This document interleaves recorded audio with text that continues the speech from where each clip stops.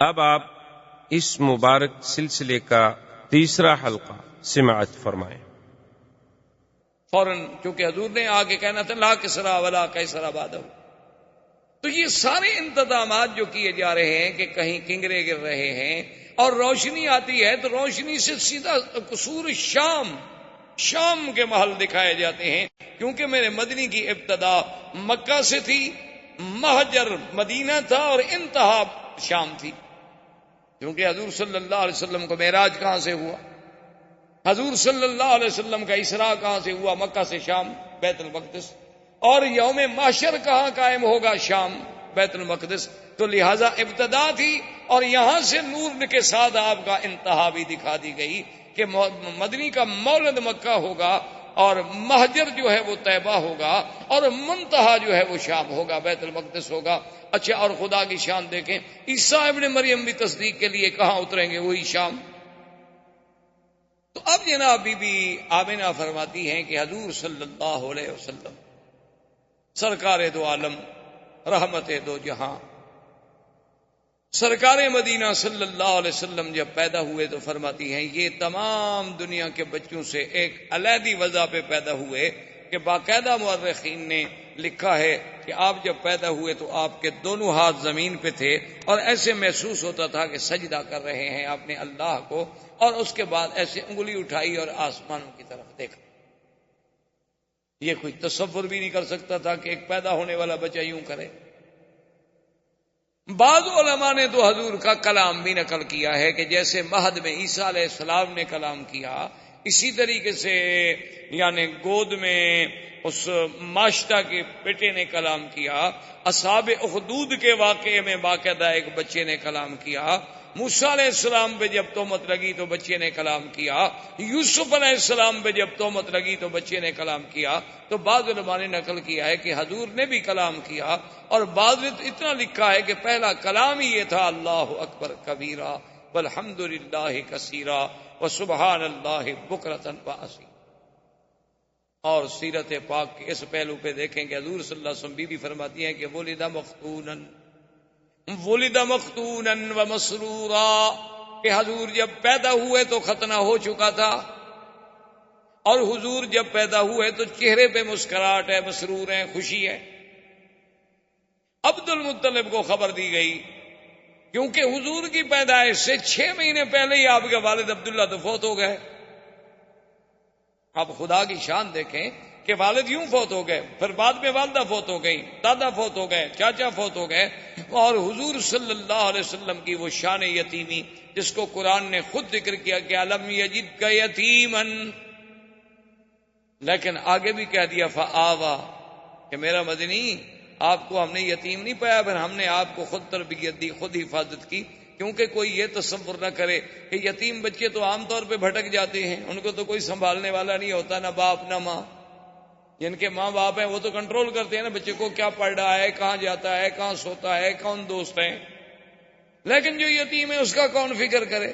اللہ نے فرمایا نہ میرے مدنی کو ایسا یتیم نہ سمجھنا، اس کا تو میں خود انتظام کرنے والا ہوں، اور میں والدین کو بھی اٹھا رہا ہوں تاکہ اگر کل کو کوئی بچہ قابل ہو تو لوگ کہتے ہیں نا جی اجی ایسے بہرحال کیوں ایسے قابل نہ ہوتا، دیکھو کس باپ کا بیٹا ہے، تو لوگ اس کی قابلیت کو باپ کی طرف نسبت کرتے ہیں، شاگرد کی لیاقت کو کہتے ہیں جی ٹھیک ہے ماشاءاللہ یہ ڈاکٹر صاحب بڑے لائق ہیں، لیکن انہوں نے کس استاد سے پڑھا ہے؟ استاد بھی تو دیکھو نا۔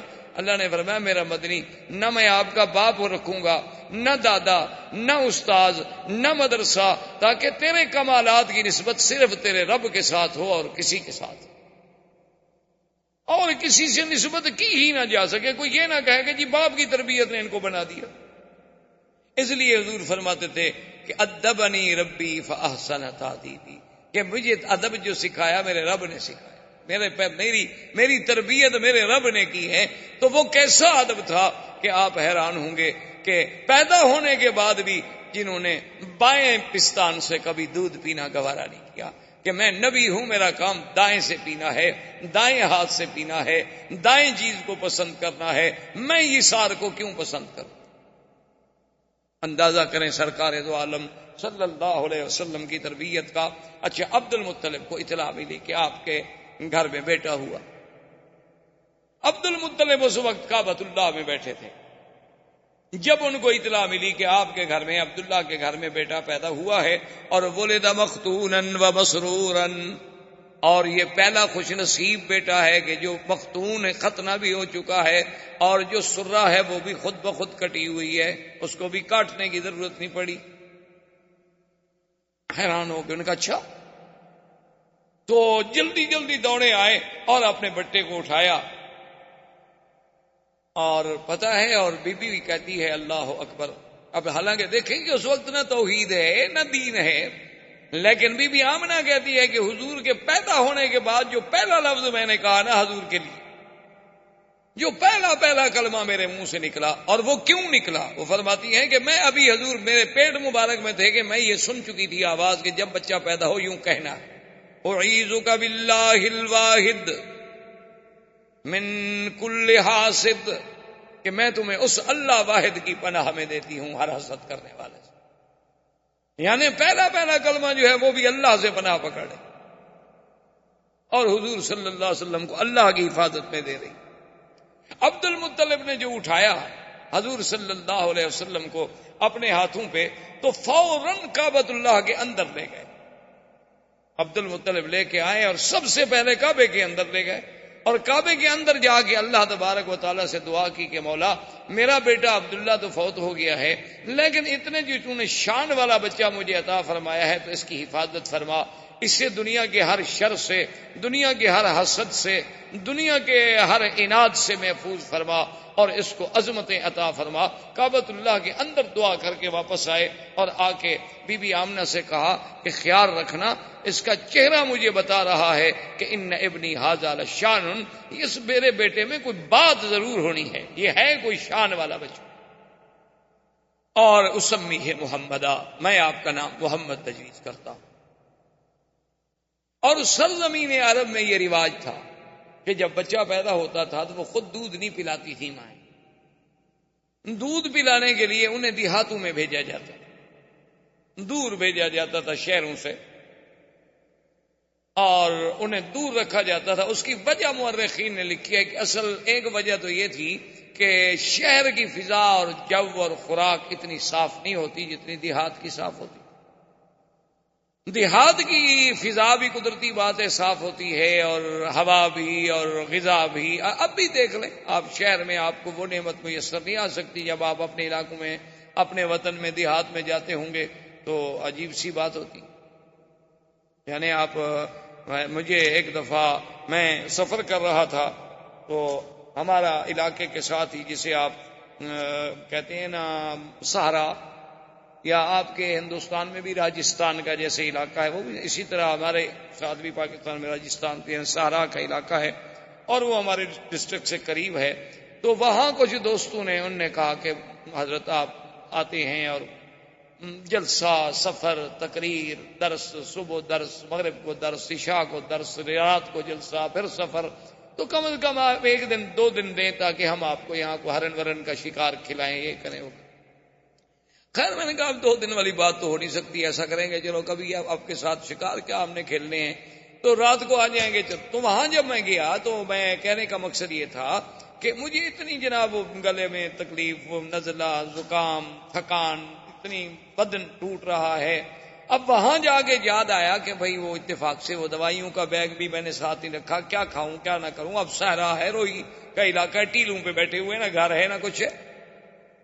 تو ان سے میں نے کہا کہ بھئی کیا؟ انہوں نے کہا جی ابھی آپ کا علاج کرتے ہیں. وہ جناب گھی لے آئے خالص، اور اس کے انہوں نے کہا کہ جی یہ 2-3 فنجان بھر کے پی جائے. انہوں نے کہا میں نے زندگی میں 1 تولہ گھی نہیں پیا. پیدا ہونے کے بعد پتہ نہیں ماں شاہ نے کھلا دیا ہو مکھن وکھن، تو وہ تو یاد نہیں، اس کے بعد تو مجھے یاد نہیں آتا. انہوں نے کہا حضرت آپ پیے. انہوں نے کہا اللہ کے بندے گھی پینے سے میرا نزلہ ٹھیک ہو جائے، میں تو اور مر جاؤں گا. انہوں نے کہا جی آپ پیے تو صحیح. خیر بہرحال زبردستی مجھے انہوں نے پلا دیا. آپ یقین فرمائیں کہ میں نے زندگی میں اتنا اچھا گھی اور اتنا اچھا اس کا ذائقہ، خوشبو، اور جناب انہوں نے کہا جی اب آپ تو جائیں. کہاں تھکان گئی، کہاں ہمارا نزلہ گیا، کہاں گلے کی خشکی، کہاں وہ خراش، وہ ٹھیک ٹھاک. انہوں نے کہا جی ہمارے ہاں تو یہی علاج ہوتا ہے. میں کہا یار یہ عجیب علاج ہے یار. تو مقصد کہنے کا یہ تھا کہ وہ جب اتنی صاف ہوتی ہے، خوراک اتنی صاف ہوتی ہے، وہ گھی اتنی اصلی ہوتے ہیں کہ اس میں ملاوٹ کا تصور نہیں ہوتا، تب اب اپنے بچوں کو باہر. اور دوسری وجہ یہ تھی کہ شہر کی زبان صاف نہیں رہتی، جیسے غذا صاف نہیں رہتی اسی طرح زبان صاف نہیں رہتی. کوئی حاجی آیا، کوئی کہاں سے آیا، کوئی کہاں سے آیا، کوئی کہاں سے آیا، ایک ایک لفظ، آدھا آدھا لفظ، ایک ایک جملہ چھوڑ گیا. اب آپ یہاں دیکھتے ہیں نا عربی لکھی ہوتی ہے ناشی و نال، یہ کون سی عربی ہے؟ نیشنل کا ترجمہ جو نہیں کر پائے بیچارے، کہ اب نیشنل کا کیا ترجمہ ہونے کا، جو اسی کو ناشی و نال بنا دو. تویوتا، بوتو، جو مرضی ہے اپنا بنا لے. کہاں سے؟ اچھا اب جناب وہ جو بناتے ہیں نا جی، وہ صبح انڈے کو ایسے مار مار کے چھوٹے، اس کا نام ہے شکشوکا. کہاں سے آ گیا جی شکشوکا؟ کو عربی کا لفظ ہے دنیا میں شکشوکا. پیزا کون سی عربی ہے جی؟ پیزا یہ تو اٹالین پراٹھے کا نام ہے پیزا، یہاں کون سی عربی میں آ گیا پیزا؟ یہ اس لیے کہ زبان بگڑتی ہے. جب باہر کو لوگ آتے ہیں تو اپنی کچھ برائیاں تو ہمیں دے جاتے ہیں، اچھائیاں مکے والوں کی لے جاتے ہیں اور برائیاں وہ یہاں چھوڑ جاتے ہیں. تو اس لیے بھی لوگ جو تھے وہ شہروں سے اپنا گھبراتے تھے کہ بھئی بچے کی تربیت باہر کرو کہ اس کی زبان بڑی فصیح. تو اس لیے اب جناب بی بی صاحب ابھی اسی تمنا میں تھی. بنو سعد کے قبیلے کی مرضعات آئیں، مکے میں آ کے بچوں کو تلاش کیا، سب اپنا اپنا بچہ لیتی گئیں. اور جب سنے کہ محمد عربی عبداللہ کے گھر میں پیدا ہوئے، باپ فوت ہو گیا ہے، بھئی یتیم ہے نا. اچھا یہ مطلب نہیں تھا کہ ان کو صرف پیسوں کا خیال ہوتا تھا، وہ دودھ کی کوئی اجرت طے نہیں کرتی تھی، ان کے نزدیک دودھ بیچنا حرام تھا. اچھا یہ ہمارے دیہاتوں میں بھی رواج رہا ہے، ہمارے قبائل میں، کہ دودھ بیچنے کو بڑا حرام سمجھا جاتا ہے. وہ دودھ ہے ٹھیک ہے، اللہ کی نعمت، اس کو کیا بیچنا ہے. اب تو خیر لوگ دودھ والی بیچ دیتے ہیں، دودھ کیا ہوا، اب تو قومیں اتنی ترقی کر گئی. اچھا خیر جناب وہ یہ ہوا کہ وہ یہ سوچتے تھے کہ بعد میں اکرامیہ جو ہے وہ تو ہمیں ملنا ہے نا، طے نہیں کرتے کہ ہمیں دودھ پلانے کے اتنا پیسے دو. لیکن صاف بات ہے کہ بڑا گھر ہوگا تو اکرام، لباس، کپڑے، یہ وہ ملے گا. اور ایک یتیم بچے کے گھر سے بھی ہمیں کیا ملے گا؟ ماں غریب ہے، باپ مر گیا ہے، دادے کی کفالت میں ہے. اور اس زمانے میں عبد المطلب کا گھرانہ سب سے زیادہ غریب تھا. غربت کی وجہ کیا تھی کہ جو کچھ ہوتا تھا وہ تو حاجیوں پہ لٹا دیتے تھے، جو کچھ ہوتا تھا وہ حاجیوں پہ لٹایا جاتا تھا کہ ان کو پانی پلاؤ، شربت پلاؤ، ان کو جناب کھانا کھلاؤ، ان کے رہنے کا انتظام کرو. اب اتنے حاجیوں کا انتظام کرنا ہے ایک سردار کو، تو اس کے گھر میں بچ کیا جاتا ہے. تو بہرحال جب وہ مایوس ہو گئیں تو بیٹھے بیٹھے حلیمہ نے، جو حضور صلی اللہ علیہ وسلم کی مرضعہ ہیں، دایا ہیں، اپنے شوہر سے کہا، ان کے شوہر کا نام حارث تھا، اپنے شوہر سے کہا کہ مجھے کوئی بچہ نہیں ملا، اور میں یہ بھی نہیں چاہتی کہ سب لوگ تو بچے لے جائیں اور میں بغیر بچے کے جاؤں، تو اب ایسا کیوں نہ کریں کہ ہم اس یتیم بچے کو لے لیں. اس نے کہا کہ ٹھیک، اچھی بات ہے، جب اور کوئی نہیں ملا تو چلو خالی رہنے سے تو بہتر ہے کہ کوئی بچہ تو ہم لے جائیں. بی بی حلیمہ آئی، آگے دیکھا تو عبد المطلب بیٹھے ہیں. انہوں نے پوچھا کون ہو؟ نے کہا میں مرضعہ ہوں، میں سنا ہے کہ بچہ ہے، یتیم ہے، اور وہ میں لینا چاہتی ہوں. انہوں نے کہا دیکھ لو کہ وہ یتیم ہے، ان کے والد فوت ہو گئے، اور تمہیں پتا ہے کہ ہم سرداری کی وجہ سے اور خدمت حجاج کی وجہ سے اتنے تنگ دست ہیں، شاید تمہاری خدمت نہ کر سکیں، لیکن ایک بات میں تمہیں بتاؤں، ایسا بچہ تمہیں کبھی نہیں ملے گا. اور اس کے بعد انہوں نے پوچھا ما اسمک، تیرا نام کیا ہے؟ تو بی بی کہتی ہے میں نے کہا حلیمہ. نے کہا قبیلتک، تمہارا قبیلہ کون سا ہے؟ نے کہا بنو سعد. تو فرحن شدیدہ، حضرت عبد المطلب بڑے خوش ہو گئے، کہنے لگے اسمک حلیمتی حلیمہ و قبیلتک سعد و ابنی محمدہ، تمہارا نام حلیمہ حلم سے ہے اور قبیلہ سعد سعادت سے ہے، لیکن میرا بیٹا بھی تو پھر محمد ہے صلی اللہ علیہ وسلم. اور بی بی حلیمہ کہتی ہیں کہ میں اندر گئی تو حضور صلی اللہ علیہ وسلم ایک سبز ریشمی کپڑا تھا جو اماں نے نیچے بچھایا ہوا تھا، اور اس پہ حضور ایسے سیدھے لیٹے ہوئے تھے، اور فرماتی ہے کہ اتنا جمال تھا، اتنا حسن تھا، اور اتنی چہرے پہ تبسم تھا کہ میں تو ڈر گئی کہ میں ان کو اٹھا کے نیند سے بیدار کر کے ایسے اس منظر کو کہیں ضائع نہ کر بیٹھوں. میں اب ڈر کے مارے ہاتھ نہ لگاؤں کہ چلو سونے دو میرے پاک نبی صلی اللہ علیہ وسلم، کہ اتنی پیار سے لیٹے ہوئے ہیں. کہ نظریں آسماں کی طرف ہیں، چہرے پہ تبسم ہے، اور رنگ ایسا میں نے نہیں دیکھا، جمال ایسا میں نے نہیں دیکھا. تو میں نے بی بی آمنہ سے پوچھا کہ آپ کا یہ بیٹا، اس نے کہا تمہیں پتا ہے کہ ولد مختونن، یہ تو پیدا ہی مختون ہوا ہے، یہ تو پیدا ہی مسرور ہوا ہے. ان ابنی ھذا لشان، میرے اس بیٹے کو اللہ نے کوئی مقام دینا ہے. حلیمہ اگر بچہ لینا ہے تو ذرا خیال سے لے جانا. اور حلیمہ بی بی کی سواری کیا تھی؟ یہ گدھا. بعض روایات میں اونٹنی کا ذکر ہے، لیکن بعض روایات میں گدھا کا ذکر. اچھا، اب جناب عجیب شان دیکھیں کہ جب وہ آئے، سواری چونکہ ایک تھی، آگے اس کا شوہر بیٹھا. اصولی سی بات تھی کہ خامن جو ہیں وہ آگے بیٹھتے ہیں اور عورتیں پیچھے بیٹھتی ہیں. آج کل تو نہیں، یعنی اس زمانے کی میں بات کر رہا ہوں. یہ حضور صلی اللہ علیہ وسلم کے اس دور ولادت کی بات ہے. تو بہرحال وہ حارث جو تھا وہ سواری پہ آگے بیٹھا، اور اس کے بعد ان کی بیوی پیچھے. اب بیوی پیچھے بیٹھے گی تو حضور کو تو آخر وہ گود میں لے گی نا. اچھا، جب گود میں لے کے بیٹھی، سواری نہیں چلتی، وہ سواری کھڑی نہ ہو. اب بیوی کہتی ہے میں حیران ہو گئی، پہلے ہماری سواری کمزور تھی، اب اور یہ ہو گیا کہ بھئی اتنا بچے کا بوجھ تو نہیں ہو سکتا کہ اس کی وجہ سے یہ نہ چلے. تو کہتی ہیں کہ میں نے کہا اپنے شوہر سے کہ ایسا کرو کہ سواری ایک تو کمزور ہے، دوسرا شہر میں آنے کے بعد بھی سواری جو ہے جانور پر اثرات ہوتے ہیں. ابھی تم اس کو آگے پکڑ کے چلاؤ، جب باہر نکل جائیں گے پھر تم بیٹھ جانا. تو جب میرا خاوند اترا، اس نے آگے پکڑا تو چل پڑی. اور جب ہم شہر سے نکل گئے، ہم نے پھر سواری کو بٹھا دیا، پھر اسی طرح بیٹھے، پھر وہ رک گئی. میں نے کہا کیا بات ہے؟ تو حارث کہنے لگا کہ آمنہ معلوم ہوتا ہے کہ یہ بچہ کوئی ایسے شان والا ہے کہ اس کو اس کا مالک پیچھے نہیں بیٹھنے دیتا، اس کو آگے ہی بٹھانا ہوگا. تو لہذا اس کو میں آگے لے لیتا ہوں، تم پیچھے بیٹھی رہو. تو میں نے اپنی گود میں لے لیا. تو کہتے ہیں میری سواری جو چلی نا، تو ساری بنو سعد کی سواریاں پیچھے رہ گئیں، اور وہ ہمیں پکار رہی ہیں کہ حلیمہ تمہاری سواری کو کیا ہوا؟ میں نے کہا سواری تو وہی ہے، پر سوار بدل گیا. سواری تو میری وہی ہے جو آتے ہوئے چل نہیں سکتی تھی، آتے ہوئے کھڑی نہیں ہو سکتی تھی. اور پھر بی بی حلیمہ کہتی ہے کہ ہمارے علاقے میں غربت کا یہ عالم تھا، پورا علاقہ برباد تھا، اور میری کہتی ہے کمزوری کا یہ عالم تھا کہ میرا ایک بیٹا تھا، اس کو میں دودھ نہیں پلا سکتی تھی، دودھ والا بیٹا تھا، یعنی رضاعت کے دور میں تھا، لیکن اتنا میرا کم دودھ ہوتا تھا کہ سارا دن میرا بیٹا روتا رہتا تھا. بی بی حلیمہ کے بیٹے کا نام عبداللہ تھا، جو حضور کا رضائی بھائی تھا. اب دیکھیں، باپ کا نام بھی عبداللہ اور رضائی بھائی کا نام بھی عبداللہ، ماں کا نام آمنہ اور مرضیہ کا نام حلیمہ. یعنی آمنہ امن سے، حلیمہ حلم سے، قبیلہ سعد سے، اور رضاعت والا بھائی بھی عبداللہ. یہ سارے اتفاق ہے. یہ تو معلوم ہوتا ہے کہ اس خالق کائنات نے نظام بنایا کہ جس جس چیز پہ آپ نظر ڈالیں، یعنی عجیب حیرت ہوگی. اچھا دیکھیں نا، اگر آپ لفظ دیکھیں اللہ، تو کس دوسرے لفظ پہ شد ہے، پہلے لفظ پہ تو شد نہیں ہے. اور حضور کے نام پہ بھی دیکھیں محمد، وہاں بھی شد دوسرے نام پہ آتی ہے، پہلے نام پہ نہیں آئی، آخر پہ بھی نہیں آئی. یعنی یہ سارے اتفاقات ہیں.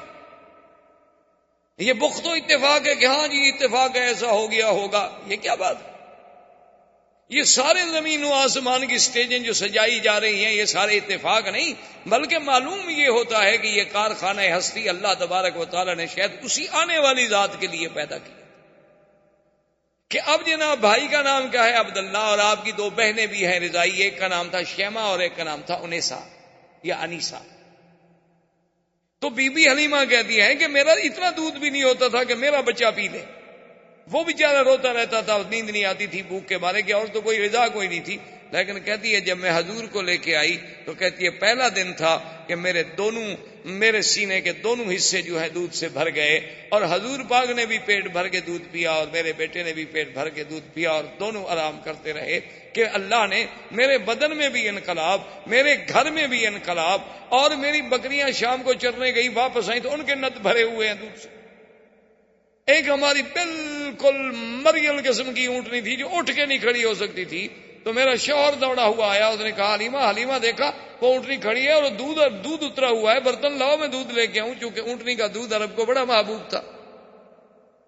تو اللہ تبارک و تعالی نے حضور پاک صلی اللہ علیہ وسلم کی بی بی حلیمہ کے گھر جانے سے وہ ظاہری برکتیں، وہ باطنی برکتیں، وہ معنوی برکتیں، وہ حصی برکتیں، وہ وجودی برکتیں ایسے اظہار ہوئے کہ دنیا دنگ رہ گئی۔ اور پھر بی بی کہتی ہے کہ حضور کے اپنے بدن میں جو بڑھنے کا انداز تھا، یعنی عجیب حیرت کی بات تھی کہ جو بچہ 1 مہینے میں بڑھتا ہے اتنا حضور 1 دن میں بڑھ جاتے تھے۔ یعنی بی بی صاحبہ فرماتی ہیں جب حضور کی عمر 2 سال کی ہوئی ہے تو آپ 6 سال کے نظر آتے تھے، اور حضور صلی اللہ علیہ وسلم نے 4 مہینے کی عمر میں بولنا شروع فرما دیا، اور اتنے فصیح لفظ کہ اب دیکھیں نا، حضرت ابو بکر صدیق خود قریشی ہے، خود اہل مکہ ہیں۔ کبھی کبھی انہوں نے ایک دفعہ حضور صلی اللہ علیہ وسلم سے کہا کہ یا رسول اللہ صلی اللہ علیہ وسلم، مجھے بڑی حیرت ہوتی ہے کہ کبھی آپ ایسا لفظ بولتے ہیں کہ ہم عرب ہیں، کرشی ہیں، لیکن ہمیں بھی سمجھ نہیں آتا اس کا ترجمہ۔ تو حضور نے فرمایا کہ ابو بکر ایسا کیوں نہ ہو، ایسا کیوں نہ ہو، ولدت فی قریش وربیت فی بنو سعد، اللہ نے مجھے قریش میں پیدا کیا اور بنو سعد جیسے قبیلے میں میں نے وہاں تربیت پائی، میں نے وہاں دودھ کا زمانہ گزارا۔ اگر میری زبان فصیح نہیں ہوگی تو پھر کس کی زبان فصیح؟ تو اللہ تبارک و تعالی آپ کو بھی اور مجھے بھی حضور کی سیرت پر عمل کرنے کی توفیق عطا فرمائے۔ زندگی باقی تو بات باقی۔ اللہم صلی علی سیدنا محمد وعلی آل سیدنا محمد کما صلیت علی ابراہیم وعلی آل ابراہیم فی العالمین انک حمید مجید۔ برادران اسلام، جیسا کہ الحمدللہ آپ کو علم ہے کہ چند دنوں سے ہم سیرت رسول پاک صلی اللہ علیہ وسلم کے ضمن میں کچھ باتیں کہہ رہے ہیں اور سن رہے ہیں۔ سب سے پہلے درس اول میں جزیرہ عرب کے حالات پہ بات کی گئی کہ حضور صلی اللہ علیہ وسلم سے قبل جزیرہ عرب کا کیا حال ہے۔ اس کے بعد حضور صلی اللہ علیہ وسلم کی بعثت کے مطابق جو مبشرات تھے، جو اشارات تھے، جو ارہاسات تھے، جو کنایات تھے، جو مؤشرات تھے، ان پر بحث کی گئی اور اس کو ذکر کیا گیا درس میں۔ اور پھر تیسرے درس میں حضور صلی اللہ علیہ وسلم کی ولادت باسعادت، حضور صلی اللہ علیہ وسلم کا ولادت کے وقت کے حالات، حضور صلی اللہ علیہ وسلم کے ولادت کے وقت کے معجزات، اور حضور صلی اللہ علیہ وسلم کے لیے اسم محمد کا تجویز ہونا، یہ ذکر کیا گیا۔ اور پھر حضور کی رضاعت، حضور صلی اللہ علیہ وسلم کا بی بی حلیمہ سعدیہ کے پاس تشریف لے جانا، جیسے عرب کی یہ عادت تھی کہ بچوں کو ولادت کے بعد دیہات میں، جنگلوں میں، دور افتادہ آبادیوں میں بھیجا کرتے تھے تاکہ خالص غذا ملے، خالص لغت ملے، ان کی لغت بھی فصیح ہو، ان کی صحت بھی بہتر ہو، اور شہر کی آلودگیوں سے بچ جائیں اور ان کی زبانوں میں بھی کسی قسم کا خلل نہ آئے۔ اس بنا پر حضور صلی اللہ علیہ وسلم کو بھی بی بی حلیمہ جو قبیلہ بنو سعد کی مرضیہ تھی، دودھ پلانے والی تھی، وہ ان کے نصیب میں حضور صلی اللہ علیہ وسلم کی ولادت آئی، رضاعت آئی، اور وہ ان کو لے کر اپنی بستی بنو سعد میں، جو قبیلہ بنو سعد مکے اور طائف کے درمیان میں ایک جگہ تھی، وہاں لے گئے۔ اسی ضمن میں ہم نے یہ بھی ذکر کیا تھا کہ حضور صلی اللہ علیہ وسلم کے رضائی بھائی بھی تھے عبداللہ، اور آپ کی ایک رضائی بہن بھی تھی جن کا نام شیمہ۔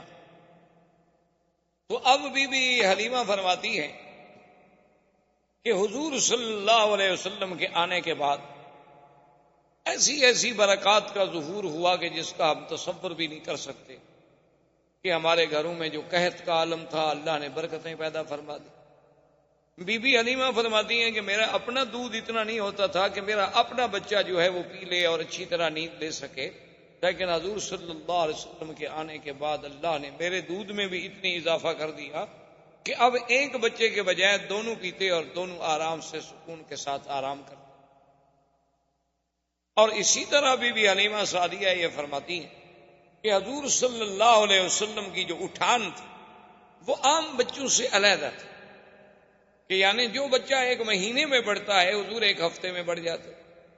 اور حضور صلی اللہ علیہ وسلم کا لیٹنا، حضور صلی اللہ علیہ وسلم کا باتیں کرنے کا انداز چھوٹی سی عمر میں، حضور صلی اللہ علیہ وسلم کا کسی بات میں جھگڑا نہ کرنا، کسی بات میں تعارض نہ کرنا، حضور صلی اللہ علیہ وسلم کا باوجود چھوٹی سی عمر کے ہر چیز میں تیامن یعنی دائیں طرف کو ترجیح دینا، بائیں طرف سے بچنا، یہ ساری چیزیں ایسی تھیں جو مجھے عجیب نظر آتی، اور میں صرف حیران نہیں تھی بلکہ ہمارا قبیلہ بنو سعد پورے کا پورا حیران تھا کہ یہ کون سا ایسا بچہ آ گیا ہے شان والا کہ جس کی وجہ سے اس علاقے کی کایا اللہ نے پلٹ دی ہے کہ تم نے کانٹوں کو چھوا اور گلستان کر دیا، کہ جہاں جہاں سے حضور صلی اللہ علیہ وسلم گزرے، جہاں جہاں حضور صلی اللہ علیہ وسلم کے قدم پہنچے، وہ جگہ جو تھی جنت سما ہوتی گئی۔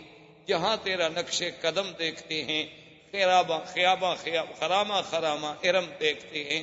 تو اسی اسنا میں کہتی ہیں جب حضور تھوڑے کچھ چلنے پھرنے کے قابل ہو گئے تو حضور پاک صلی اللہ علیہ وسلم نے مجھ سے پوچھا کہ اماں حلیمہ میرے بھائی جو ہیں یہ کہاں چلے جاتے ہیں؟ سارا دن غائب ہوتے ہیں، شام کو آتے ہیں، میرا بھائی بھی غائب ہو جاتا ہے، میری بہن شیمہ بھی غائب ہو جاتی ہیں، تو یہ کہاں چلی جاتی ہیں؟ تو بی بی حلیمہ سعدیہ نے کہا کہ بیٹا کیونکہ ہم غریب لوگ ہیں، کچھ دمبیاں ہیں، کچھ بکریاں ہیں، کچھ مویشی ہیں، تو ان کو وہ چرانے کے لیے دور جاتے ہیں اور چرا کے شام کو واپس آ جاتے ہیں۔ تو فرماتی ہیں کہ محمد مصطفیٰ صلی اللہ علیہ وسلم نے فرمایا کہ اماں میں بھی ان کے ساتھ بکریاں چرانے کے لیے جاؤں۔ تو میں نے کہا بیٹا آپ کو تکلیف کرنے کی کیا ضرورت ہے، آپ کو تو ہم اپنے پاس لائے ہیں خدمت کے لیے۔ انہوں نے کہا نہیں، میں یہ نہیں سوچ سکتا کہ میرے بھائی اور بہن ایک عمل کریں، ایک محنت کریں اور میں اس میں شرکت نہ کروں۔ تو حضور صلی اللہ علیہ وسلم بھی تشریف لے گئے۔ اسی اسنا میں وہ واقعہ پیش آیا کہ ایک دن آپ کے بھائی عبداللہ اور آپ کی بہن شیمہ جو تھی وہ بھاگتی ہوئی آئیں اپنی اماں کے پاس، اور انہوں نے کہا کہ اماں ہمارا وہ جو قرشی بھائی ہے نا، قد جاء رجلان فقتلہما، 2 آدمی آئے انہوں نے ہمارے بھائی کو قتل کر دیا۔ تو بی بی حلیمہ سعدیہ کہتی ہیں کہ میرے تو پاؤں کے نیچے سے زمین نکل کہ بھئی ہمارے پاس تو وہ قریش کی امانت ہے، اور خدا نہ خاصہ ایسا واقعہ ہو جائے تو پھر ہمیں کہاں قریش معاف کرے۔ تو کہتی ہیں کہ میں نے شور مچایا اور میں بھاگی، میرا خامن دوڑے، اس کے بعد ہمارے قریب کے جو رشتہ دار تھے وہ دوڑے، اور ہم جب دوڑے پہنچے تو ہم نے دیکھا کہ ایک درخت کے نیچے ایک ٹہنی پکڑ کر سرکار دو عالم سرکار مدینہ صلی اللہ علیہ وسلم کھڑے ہیں۔ آپ کے چہرے مبارک کا رنگ البتہ تو متغیر، رنگ جو ہے محسوس ایسے ہوتا ہے کہ جیسے رنگ اڑا ہوا۔ تو ہم نے جلدی سے جا کے بی بی حلیمہ نے سینے سے لپٹایا کہ یا حبیبی و یا ولدی، اے میرے بیٹے خدا تجھے ہر دشمن سے محفوظ رکھے، کیا ہو گیا؟ اس نے کہا اماں کوئی ایسی بات نہیں ہے، بات اتنا ہے کہ میں ایسے کھڑا تھا، وقت نزل رجلان، ایسے اوپر سے معلوم ہوا کہ 2 بندے آئے اور بڑا سفید لباس انہوں نے پہنا ہوا تھا، اور انہوں نے آ کر مجھے پکڑا، پکڑنے کے بعد مجھے سلا دیا، اور میں سب کچھ دیکھ رہا تھا، اور ایک بڑی تست تھی سونے کی، اور اس تست میں کیا کیا تھا اللہ عالم۔ پھر انہوں نے مجھے لٹانے کے بعد میرے سینے مبارک کو یہاں سے لے کر کھولا بالکل عین ناف تک، کھولنے کے بعد انہوں نے میرے دل مبارک کو نکالا، اور میں یہ ساری کاروائی دیکھ بھی رہا ہوں، یعنی یہ سارا آپریشن، اور پھر دل مبارک کا باہر آ جانا، یعنی آج دنیا جس کو اپنے سرجری کا معراج سمجھتی کہ ہم نے سرجری میں وہ مقام حاصل کر لیا ہے کہ ہم دل کا معاملہ ٹھیک کر لیتے ہیں، والو بدل لیتے ہیں، بائی پاس ہو جاتا ہے، دل کو باہر نکال لیتے ہیں، دل کو سیف رکھنے کے لیے اندر ایک مشین فٹ کر دیتے ہیں، متبادل دل لگانے کی باتیں اور سب ہو، لیکن آپ اندازہ کریں کہ 1400 سال پہلے جبکہ کوئی وسائل نہیں، کوئی ہسپتال نہیں، کوئی آپریشن تھیٹر نہیں، کوئی انتظامات نہیں، تو یہ تو آپریشن جو ہے نوری مخلوق کر رہی ہے اور الہی حکم سے ہو رہا ہے کہ آپریشن کرنے والے بھی کون ہیں؟ اللہ کے فرشتے ہیں، ملک ہیں، جبرائیل و میکائیل ہیں، اور جس ذات کا آپریشن کیا جا رہا ہے وہ کون ہے؟ محمد رسول اللہ صلی اللہ علیہ وسلم۔ تو کہتے ہیں کہ حضور صلی اللہ علیہ وسلم، اور کمال یہ ہے کہ آپ کی کوئی بے ہوشی نہیں، آپ کو کسی دوائی سے کسی چیز سے اتنا زیر اثر نہیں کیا گیا کہ آپ بے ہوش ہو جائیں، کہ اتنا بڑا سینے کا چیر دینا، اتنا بڑا کھول دینا، پھر دل مبارک کا نکالنا، نکال کے باہر دھونا۔ اور سب سے بڑی بات یہ ہے کہ حدیث مبارک میں یہ بھی آتا ہے کہ اس دل میں کوئی چھوٹا سا ایک ٹکڑا تھا، وہ بھی نکال کے انہوں نے باہر پھینک دیا، اور یہ بھی کہا کہ ھذا حظ شیطان، وہ حصہ چھوٹا سا نکال کے باہر ڈال دیا گیا، اور پھر سینہ مبارک میں دل مبارک رکھا گیا، اور پھر اس کو سیا گیا۔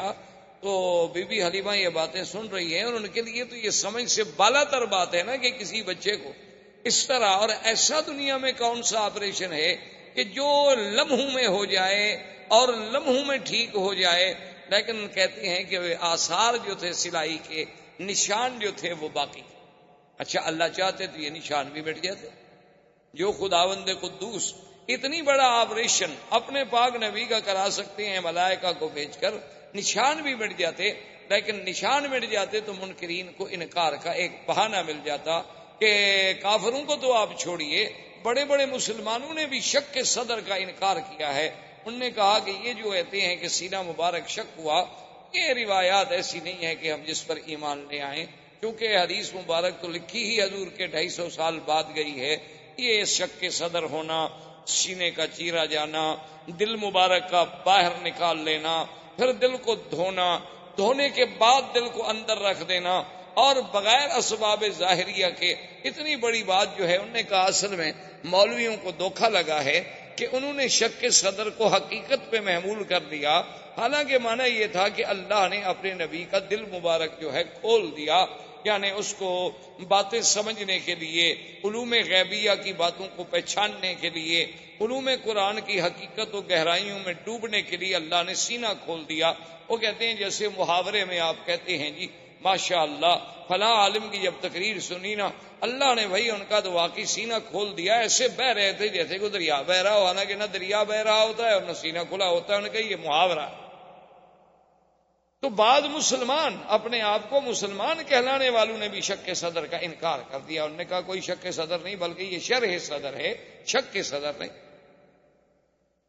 لیکن بات یاد رکھیں کہ شک کے صدر کی روایات بخاری و مسلم کی روایات ہیں، سیاح کی روایات ہیں، اور وہ اتنی تواتر کو پہنچی ہوئی روایات ہیں کہ جن کا ہم انکار نہیں کر سکتے۔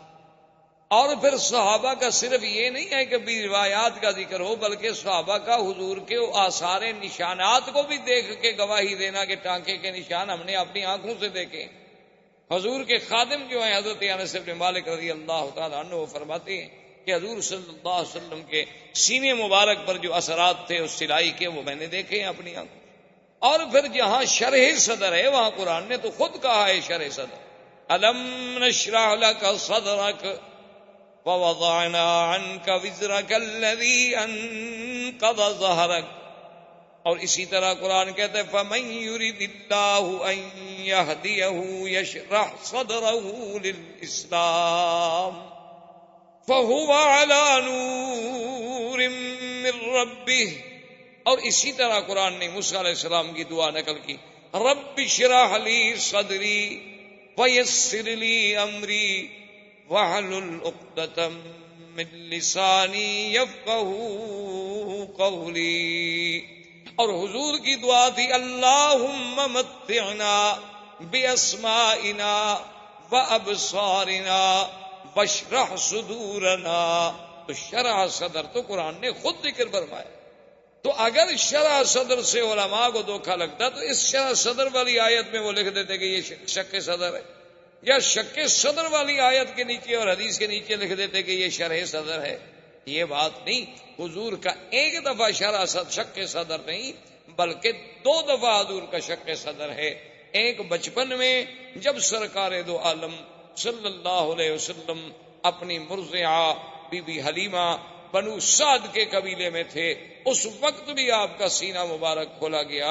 اور ایک جب حضور صلی اللہ علیہ وسلم کو اسراء اور معراج پہ لے جانے کا فیصلہ ہوا تو وہ بھی اللہ کے حرم میں مسجد الحرام میں یہاں آ کر فرشتوں نے پھر آپ کا سینہ مبارک کھولا۔ اور اصل وجہ اور حکمت اللہ کی شان یہ تھی کہ آخر حضور صلی اللہ علیہ وسلم جلالت شان کے ساتھ، اس میں تو کوئی شک نہیں کہ آپ بشر ہیں اور سید البشر ہیں، اس میں تو کوئی شک نہیں کہ آپ ابن عبداللہ ہیں، اس میں تو کوئی شک نہیں کہ آپ ابن آمنہ ہیں، اس میں تو آپ کوئی شک نہیں کہ آپ عبد المطلب کے پوتے ہیں، ابی طالب کے بھتیجے ہیں، عبداللہ کے بیٹے ہیں، آمنہ کے لال ہیں، بی بی حلیمہ سعدیہ سے دودھ پینے والے ہیں۔ تو علماء نے لکھا ہے کہ وہ تقاضائے بشریت کا جو حصہ تھا، اللہ کو یہ بھی گوارا نہیں تھا کہ اس بشریت کی چیز پر کبھی کسی شیطان کے وساوس کا اثر ہو جائے۔ اللہ نے اس حصے کو ہی نکال دیا کہ وہ چیز ہی باقی نہ رہے، اب باقی ہی وہ رہے گا جس کا تعلق صرف اللہ سے ہو سکتا ہے، غیر اللہ کا کوئی تاثر وہاں دخل ہی نہیں دے سکتا، اس لیے کہ اللہ کے بندوں پر جب شیطان کا اثر نہیں ہو سکتا تو اللہ کے نبی تو پاک ہوتے۔ تو اللہ تبارک و تعالی نے ان کا ایک حقیقتاً ہی انتظام فرما دیا کہ اس حصے کو ہی نکال دو، اس جگہ کو ہی نکال دو جہاں شیطان کے وساوس کا حملہ ہو سکتا تھا باعتبار بشریت کے۔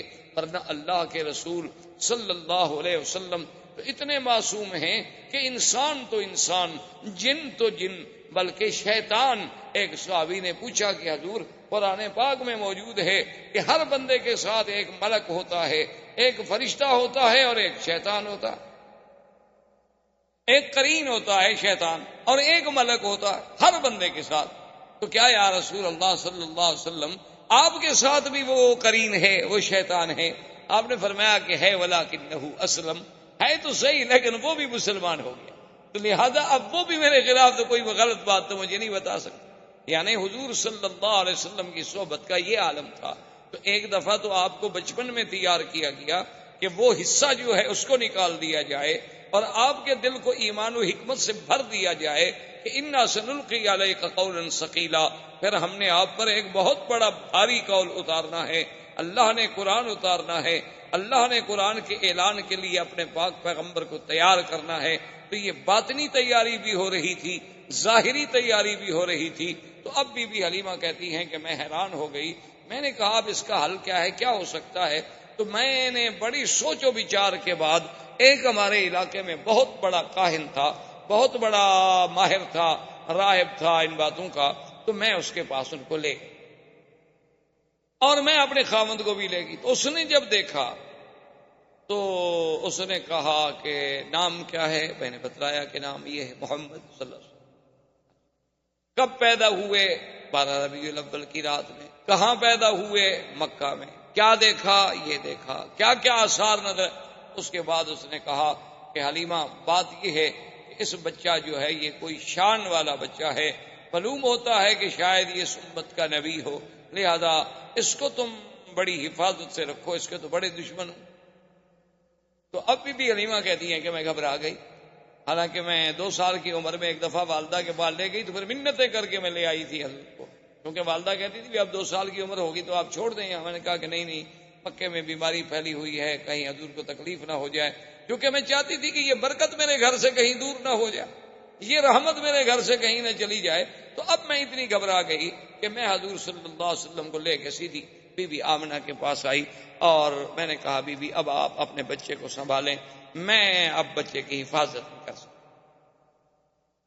تو بی بی آمنہ نے فرمایا کہ حلیمہ کیا بات ہے، تم تو منتیں کر کے لے گئی، تو ابھی تو چند ماہ بھی نہیں گزرے تم پھر خود آ گئی ہو دینے کے لیے، کیا تمہیں خطرہ ہے؟ اس نے کہا کہ اب بی بی میں آپ کو کیا بتاؤں، کچھ حالات ایسے دیکھے گئے ہیں، کچھ باتیں ایسی ایسی حضور کے ساتھ ہوئی ہیں، اور آپ کا سونا اٹھنا بیٹھنا، پھر کہنا کہ 2 آدمیوں نے میرا سینہ مبارک کھولا ہے، یہ ایسی باتیں ہیں کہ میں ڈر گئی ہوں کہ کہیں میں اس امانت کو سنبھال نہ سکوں۔ تو بی بی آمنہ نے کہا اچھا تم کہیں اس طرح اس لیے تو نہیں ڈر رہی ہو کہ آپ پر کوئی جن کا اثر ہو گیا؟ تو انہوں نے کہا پتہ نہیں، ہو سکتا ہے کہ جن کا بھی اثر ہو۔ تو انہوں نے کہا کہ نہیں، میرے بچے پہ کبھی جن کا اثر نہیں ہو سکتا، کیونکہ جب یہ پیدا ہوئے تھے تو میں نے اسی وقت کہا تھا کہ انی اعیذک باللہ الواحد الاحد من شر حاسد اذا حسد۔ اب دیکھیں کہ بی بی آمنہ حضور کو اس وقت بھی اللہ کی پناہ میں دے رہی ہیں پیدا ہونے کی بات، حالانکہ وہ تو ان گھرانوں میں پیدا ہوئی جہاں بت پرستی تھی، لیکن حضور صلی اللہ علیہ وسلم کی ولادت کا سلسلہ اور حضور کی برکات کے، انہوں نے کہا کہ ہاں میرے بچے پہ جن شن تو کوئی اثر نہیں کر سکتا، لیکن اگر تم گھبرا گئی ہو تو کوئی بات نہیں، چھوڑ۔ تو حضور صلی اللہ علیہ وسلم پھر اپنی ماں کے پاس آ گئے، اور اس کے بعد عبد المطلب ابھی زندہ تھے، اور کفالت جو تھی وہ عبد المطلب کی تھی، اور عبد المطلب مکے کے سردار، اور عبد المطلب کے لیے کعبۃ اللہ کے بالکل عین دروازے کے قریب بساط بچھائی جاتی تھی، یعنی آپ کے لیے جیسے آپ نے دیکھا نا عرب کا اب بھی رواج ہے کہ گھروں سے باہر مکانوں کے ایسے تھڑے بنے ہوتے ہیں، وہاں کپڑا بچھا دیں گے، سرانے رکھ دیں گے، پیچھے مجلس بنا بیٹھ جائیں گے، عرب کا اب بھی رواج۔ تو عبد المطلب کے لیے جو مجلس بنتی تھی وہ بالکل عین کعبۃ اللہ کی دیوار کے ساتھ اور کعبۃ اللہ کے دروازے کے قریب، وہاں آپ کے لیے مخملی کپڑے کے بچھائے جاتے، سرانے لگائے جاتے، گدے لگائے جاتے، کیونکہ سردار مکہ تو اس وقت عبد المطلب، سارے مکے پہ ان کی سرداری تھی، اور پھر سقایا اور خدمت حجاج، خدمت حجیج، یہ سارا نظام جو ہے عبد المطلب کے سپرد تھا، لہذا ان کا احترام جو ہے دو جانب سے تھا، ایک کعبۃ اللہ کی نسبت سے اور ایک مکے کی سردار ہونے کی نسبت۔ اور جب وہ مجلس بچھا دی جاتی تو کوئی بھی آدمی جب وہاں آتا تو اس کو یہ اجازت نہیں تھی کہ وہ حضور اس عبد المطلب کی اس بساط پہ، اس جگہ پہ بیٹھ جائے، حتیٰ کہ عبد المطلب کے باقی بیٹے جو ہیں وہ بھی کھڑے رہتے تھے، باپ کا انتظار کرتے تھے جب تک والد آئیں وہ آ کے وہاں بیٹھیں۔ لیکن خدا کی شان ہے کہ محمد مصطفیٰ صلی اللہ علیہ وسلم ابھی تو 3-4 سال کی عمر نہیں ہوئی تھی، آپ جب بھی تشریف لاتے تو آ کر فوراً اپنے عبد المطلب دادے کی مجلس پہ بیٹھ جائیں، اور بھائی اگر روکتے بھی تو آپ ان کی توجہ نہ۔ اور عبد المطلب کو جب کہا گیا تو انہوں نے کہا ان ابنی ھذا لشأن، اس میرے بیٹے کے اندر کوئی اللہ نے کوئی شان رکھی ہے ایسی، اس کو منع نہ کیا کرو، اگر یہ میری مجلس پہ بیٹھ جائے تو بیٹھ جائے، میں نیچے بیٹھ جاؤں گا، لیکن میں محمد کو نہیں اٹھا سکتا صلی اللہ علیہ وعلی آلہ واصحابہ وسلم۔ تو اب حضور صلی اللہ علیہ وسلم کو یعنی اس ضمن میں آپ کو یہ ایک جہاں وہاں یعنی بی بی حلیمہ کے پاس خالص غذا ملی، خالص لسان ملی، خالص لغت ملی، اور عبد المطلب کے پاس بیٹھ کے سرداری ملی، اور سرداروں کی باتیں، بڑے بڑے سرداروں کا عبد المطلب کے دربار میں آنا، بیٹھنا، باتیں کرنا، انداز کرنا، یہ ساری باتیں جو تھیں اس کی ایک تعلیم دی جا رہی تھی۔ عبد المطلب کے مجلس میں کوئی معمولی سی مجلس نہیں تھی، اس وقت مکے کا سب سے بڑا سردار۔ یہ سارا ایک اللہ کی طرف سے نظام۔ اور عبد المطلب کا عالم یہ تھا کہ سردار ہونے کے باوجود پیسہ نہیں ہوتا تھا، چونکہ جب پیسہ آتا تو سخاوت تھی، خرچ ہو جاتا، حاجیوں پہ خرچ ہو رہا ہے، زمزم میں شہد ملا کے پلایا جا رہا ہے، زمزم نہیں تو باہر سے پانی لا کے پلایا جا رہا ہے، سرید کھلائی جا رہی ہے، روٹی کھلائی جا رہی ہے، حاجیوں کی خدمت کی جا رہی ہے، تو اتنا پیسہ کہاں سے ملے گا سردار؟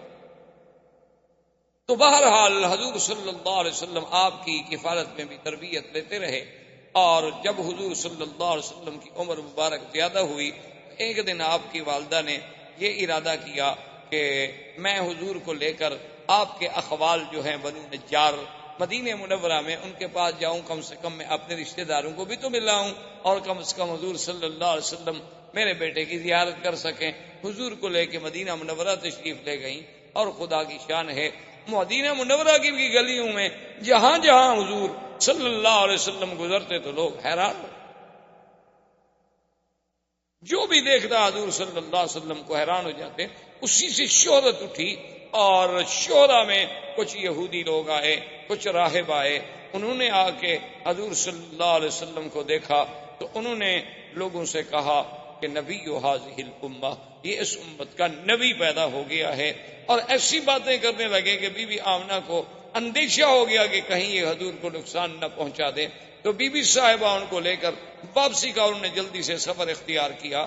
ابھی راستے میں مقام ابوا پہ تھیں کہ بی بی آمنہ فوت ہو، والد پہلے فوت ہو چکے۔ بعض روایات تاریخ میں یہ بھی ہے کہ بی بی آمنہ کو یہاں جنت المعلیٰ میں دفن کیا گیا، اور بعض روایات تاریخ میں یہ بھی ہے کہ ان کو دفن تو کیا گیا مقام ابوا میں۔ ابوا جو ہے مکے اور مدینے کے راستے میں ایک جگہ ہے، لیکن سڑک سے ہٹ کر ہے، اندر پہاڑیوں میں ایک جگہ ہے اور کچا راستہ ہے۔ اور بعض علماء یہ لکھتے ہیں مورخین کہ ابوا میں دفن کیا گیا، وہاں سیل آئی، یعنی پانی آیا بارشوں کا، تو قبر جو تھی وہ کھل گئی، تو پھر ان کو لا کر یہاں منتقل کر دیا گیا، جنت المعلیٰ میں دفن کر دیا گیا۔ تو بعض لوگوں نے روایات کو یوں بھی جمع کیا ہے، بہرحال جمہور کی رائے یہ ہے کہ مقام ابوا پہ دفن کیا گیا، کیونکہ ایک دفعہ حضور صلی اللہ علیہ وسلم ایک حدیث مبارک میں یہ بات موجود ہے کہ حضور نے فرمایا کہ میں نے اللہ سے بخشش کی دعا مانگی تھی، اس کی تو اجازت نہیں ملی، البتہ مجھے ماں کی قبر پہ جانے کی اجازت ملی، تو حضور صلی اللہ علیہ وسلم اس قبر پہ تشریف لے گئے۔ تو لہذا اگر وہ جنت المعلیٰ میں منتقل ہو جاتی تو پھر وہاں حضور صلی اللہ علیہ وسلم کو جانے کی ضرورت نہیں۔ اب حضور صلی اللہ علیہ وسلم واپس مکے میں آئے۔ اب خدا کی شان دیکھیں کہ باپ تو پہلے فوت ہو چکے تھے، ابھی آپ پیدا نہیں ہوئے، ابھی 6-7 سال کی عمر ہے تو ماں بھی فوت ہو، اور کچھ عرصہ گزرا عبد المطلب بھی فوت ہو گئے۔ اب آپ کی کفالت جو ہے وہ ابو طالب کے پاس چلی گئی۔ خدا کا نظام ایسا، اللہ نہیں چاہتے تھے کہ میرے مدنی پہ کسی کا سایہ رہے، اسی لیے بعض علماء لکھتے ہیں نا کہ اللہ نے حضور کو بغیر بے سایہ پیدا کیا، وہ سمجھتے ہیں کہ شاید دوسرا سایہ بھی نہیں تھا۔ یہ معنی نہیں، معنی یہ ہے کہ جیسے باپ کا ایک سایہ ہوتا ہے، ماں کا ایک سایہ ہوتا ہے، دادے کا ایک سایہ ہوتا ہے، کفالت کرنے والوں کا ایک سایہ ہوتا ہے، اللہ نے ان سب چیزوں سے حضور کو مستثنیٰ کر دیا۔ اللہ نے فرما دیا میرا مدنی ہم آپ کی خود حفاظت کریں۔ الم یجدک یتیما فآوی ووجدک ضالا فہدی، اللہ نے فرمایا کیا ہم نے آپ کو یتیم نہیں پایا، پھر ہم نے آپ کو خود ٹھکانا۔ تو اس طرح بھی اچھا، اگر فرض محال ایک شاگرد قابل ہو تو لوگ کہتے ہیں جی ان کا استاذ بڑا قابل، تو اس کی لیاقت و صلاحیت استاد کی طرف جاتی ہے، اولاد کی باپ کی طرف جاتی ہے۔ اللہ نے فرمایا ہم اپنے نبی کی تربیت ہی خود کریں گے، جیسے انہوں نے فرمایا ادبنی ربی فاحسن تادیبی، مجھے تو ادب بھی میرے رب نے سکھایا، میرے اللہ نے میرے ادب کا انتظام کیا۔ یعنی آپ حیران ہوں گے کہ مکے میں طواف اریاں کرنا، مکے میں کسی کا اریاں ایک دوسرے کے سامنے غسل کرنا، یہ چیزیں عیب ہی نہیں سمجھی جاتی، یعنی یہ کی چیزیں عیب بھی نہیں سمجھی جاتی تھی، بالکل اس پر کہ یہ مردانگی کی ایک علامت۔ تو ایک دفعہ حضور صلی اللہ علیہ وسلم ایک چاچے کی امداد کے لیے، بعض روایات میں ہے کہ زمزم کی کھدائی میں، اور ایک روایت میں ہے کہ کعبۃ اللہ کی تعمیر جب قریش کر رہے تھے تو حضور پتھر اٹھا رہے تھے، تو آپ کے چچا نے کہا کہ یا محمد صلی اللہ علیہ وسلم آپ کندھوں پہ پتھر رکھتے ہیں، آپ کو تکلیف ہوتی ہوگی، تو آپ چادر مبارک نکال لیں اور کندھے پہ رکھ دیں تاکہ آپ کو پتھر اٹھانے میں تکلیف نہ ہو۔ تو ابھی حضور پاک نے چادر مبارک کھولی فوراً آپ بے ہوش ہو گئے، حضور صلی اللہ علیہ وسلم پہ بے ہوشی طاری ہو گئی، اور اس کے بعد جب ہوش آیا تو آواز آئی کہ آپ اپنے آپ کو کبھی بغیر کپڑوں کا نہیں رکھ سکتے۔ تو اللہ پاک نے انتظام کر دیا کہ ساری دنیا اوریاں ہو سکتی ہے لیکن میرا مدنی محمد مصطفیٰ اوریاں نہیں ہو سکتا، یہ اوریانی تو شرف کے خلاف چیز ہے، اس کے لیے اللہ کے نبی کی شان تو ایسی نہیں، اور دنیا چاہے کچھ۔ اچھا، بعض لوگوں نے یہ بھی لکھا ہے کہ مکے والوں نے دراصل یہ ایک اپنی کبائی کے لیے بھی ایک ذریعہ بنایا تھا کہ انہوں نے ایک اعلان کر دیا تھا کہ اللہ کے گھر کا کوئی آدمی طواف اپنے کپڑوں میں نہیں کر سکتا، یا تو وہ ہمس سے کپڑے لے، اپنے آپ کو کہتے تھے ہمس کہ ہم جو ہے مجاورین کعبہ ہیں، تو یا تو ہم سے کپڑے لیں اور وہ کپڑے پہن کے طواف کریں، بس صورت دیگر اپنے کپڑوں میں طواف نہیں کر سکتے، پھر بغیر کپڑوں کے طواف کریں۔ تو جو لوگ آتے تو وہ ان سے پیسے، ان سے کپڑے لیتے، تو صاف بات ہے کہ پھر نظر نیاز چڑھاوا تو دینا ہے مجاوروں کو، تو اس کے بعد ان کے پیسے بن جاتے، چاندی بن جاتی، اور جن غریبوں کے پاس پیسے نہ ہوتے وہ کعبۃ اللہ کا اریاں طواف کرتے، چاہے مرد ہوتے چاہے عورتیں ہوتی، اور یہ اریاں طواف اس وقت تک ہوتا رہا، حضور کا نبوت مل گئی، اعلان نبوت ہو گیا، حضور کی مکی زندگی، حضور صلی اللہ علیہ وسلم مدینہ منورہ میں تشریف لے گئے 9 ہجری تک، یعنی 9 ہجری تک اللہ تبارک و تعالیٰ کے گھر کا طواف جو ہے وہ بغیر لباس کے اریاں ہوتا رہا۔ تو 9 ہجری میں حضور صلی اللہ علیہ وسلم نے سیدنا علی ابن ابی طالب رضی اللہ تعالیٰ عنہ کو بھیجا، انہوں نے آ کے اعلان کیا کہ اللہ یطوف بالبیت عریان، خبردار آج کے بعد کوئی اللہ کے گھر کا طواف جو ہے اریاں نہیں کر سکتا، اور خبردار کہ آج کے بعد کوئی مشرک اللہ کے کعبے میں داخل نہیں ہو سکتا۔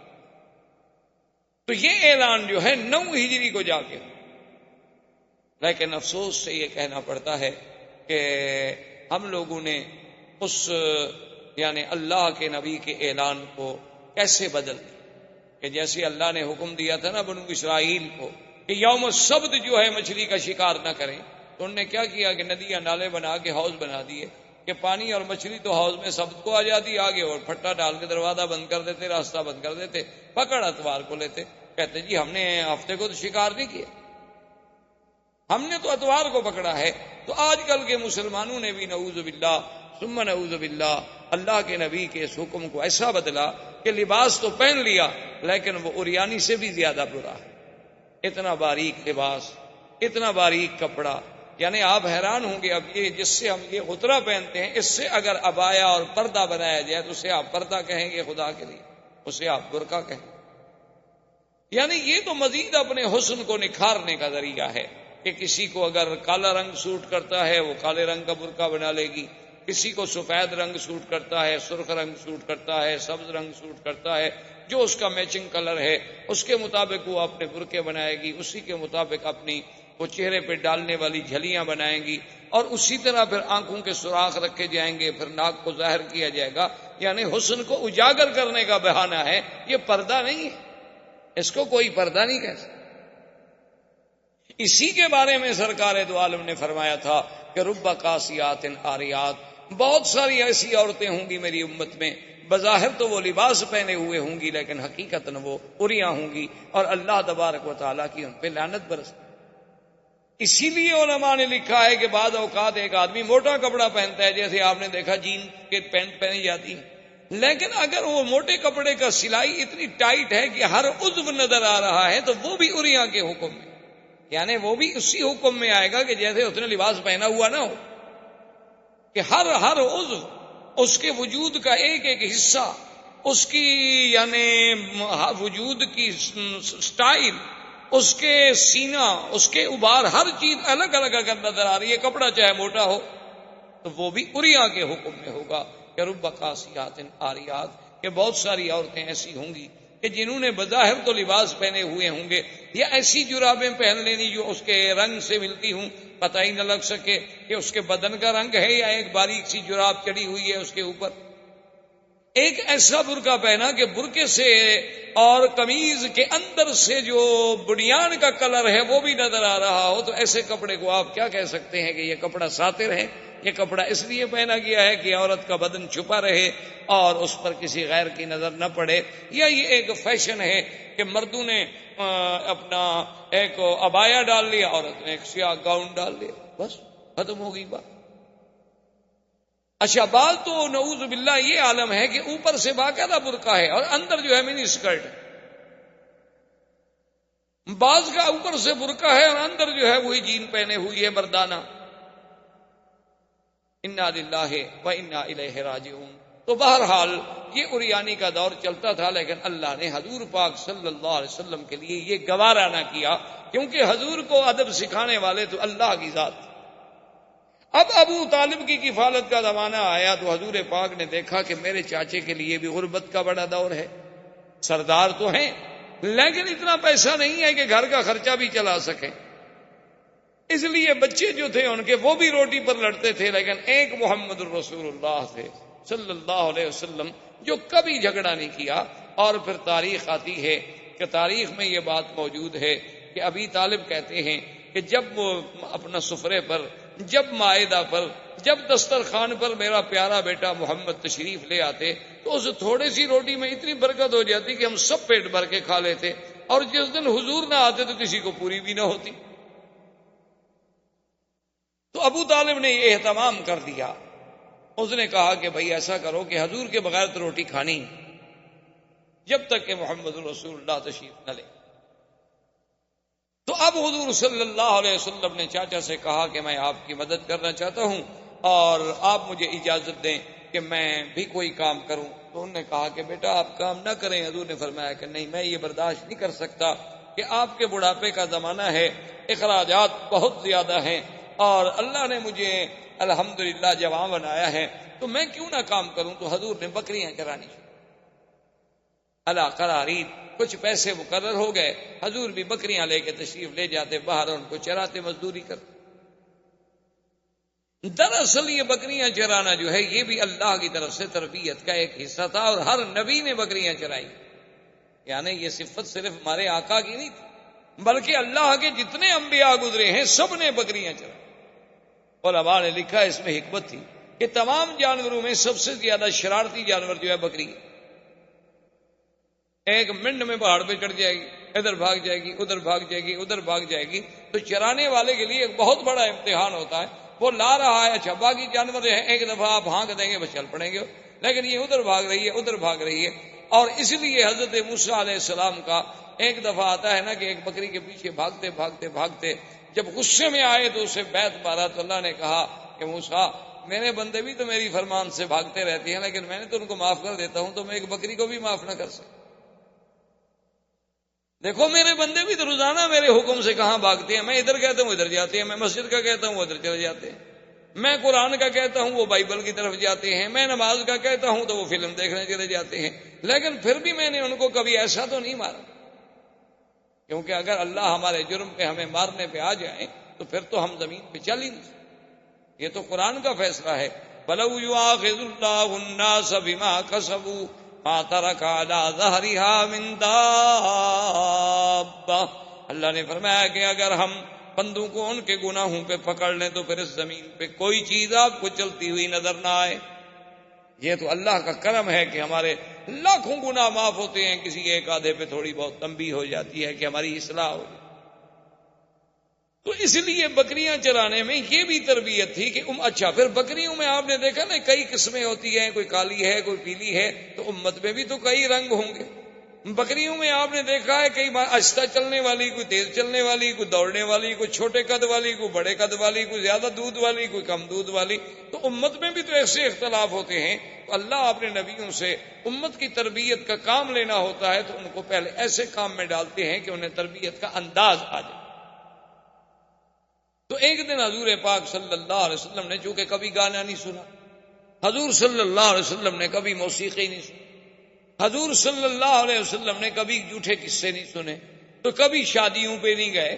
ایک دن قریش کی بڑی شادی تھی، تو حضور نے اپنے ساتھی سے جو بکریاں چرانے میں شریک تھا اس سے کہا کہ بھائی اگر تم کل میری بکریاں سنبھال لو تو میں چاہتا ہوں کہ میں کم از کم یہ تو دیکھوں کہ مکے والوں کی شادی کا کیا طریقہ ہے، شادی پہ کیا ہوتا ہے، کیسے خوشیاں منائی جاتی ہیں، کیسے قصاص آتے ہیں، کیسے وہ قصے کرنے والے لوگ آتے ہیں، تو کم سے کم میں بھی کوئی شرکت کر سکوں۔ اس نے کہا ٹھیک ہے کل آپ کی بکریاں میں چرا لوں گا، کیونکہ رات کو تو جاگنا ہوتا ہے نا، رات جاگیں گے تو صبح تو سو جائیں گے، لازمی بات ہے۔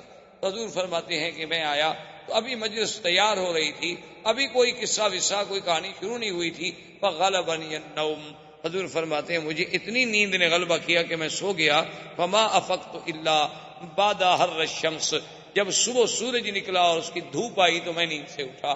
اللہ نہیں چاہتے تھے کہ میرا بدنی جھوٹے قصے سنے، اللہ نے نیند سے، کیونکہ اللہ جب ادب سکھانے والے ہوں، اللہ جب تربیت دینے والے ہوں تو پھر تربیت میں کیسے نقص آ سکتا۔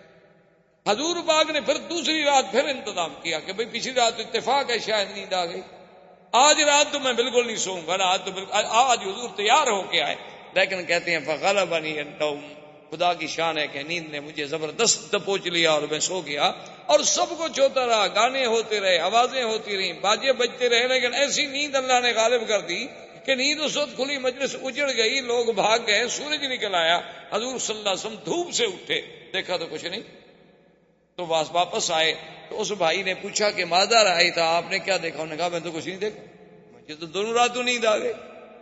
اصل میں اشارہ اس طرف تھا کہ محمد عربی صلی اللہ علیہ وسلم جس چیز کو تیرے دین میں ہم نے حرام کرنا ہے اس کو تیرے قانون میں ہم کیسے جائیں؟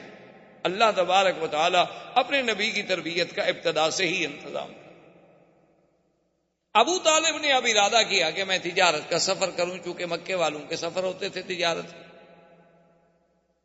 صلی اللہ علیہ وسلم کو جب پتہ چلا تو آتا ہے فأخذ بثوب امہ، حضور نے آ کر بھی اپنے چاچا کا کپڑا پکڑ لیا، جیسے کہتے ہیں نا جیسے بچہ ضد کرے تو ماں باپ کے قمیص کو پکڑ لیتا ہے کہ میں نہیں چھوڑوں گا جی، بس میں نہیں چھوڑوں گا، کیونکہ اس بیچارے کو کہاں جگہ ملے پناہ کی۔ تو حضور صلی اللہ علیہ وسلم اخذ بثوب امہ، اپنے چاچے کے کپڑے کو پکڑ لیا، کہنے لگے کہ مجھے بھی آپ ساتھ لے جائیں. انہوں نے کہا اب سفر ہے، شام تک جانا ہے، اتنا طویل سفر ہے اونٹوں کا، میں تو آپ کی وجہ سے آپ کو نہیں لے جا رہا کہ آپ کو تکلیف ہوگی. انہوں نے کہا میں نہیں چاہتا کہ آپ اکیلے جائیں، میں ضرور جاؤں. فرضی ابو طالب بھی راضی ہو گئے، کہا چلے. جب ابو طالب آپ کو قافلے میں لے کے چلے اور قافلہ تخوم شام یعنی شام کے قریب پہنچا، جہاں سے شام کی ابتدا شروع ہو جاتی ہے، یعنی نشانیاں، علامات، امارات شروع ہو جاتی ہیں، تو وہاں ایک دیر تھا. دیر کہتے ہیں سومیا، جسے آپ کہہ لیں مندر یا عیسائیوں کا گرجا. یہ سبا میں ہوتے ہیں، آپ نے دیکھے ہیں ہر ملک میں، اب تو ہر جگہ ہے. عیسائیوں کے مثلاً ہندوؤں کے مندر کہلاتے ہیں، عیسائیوں کے کلیسا یا گرجا کہلاتے ہیں.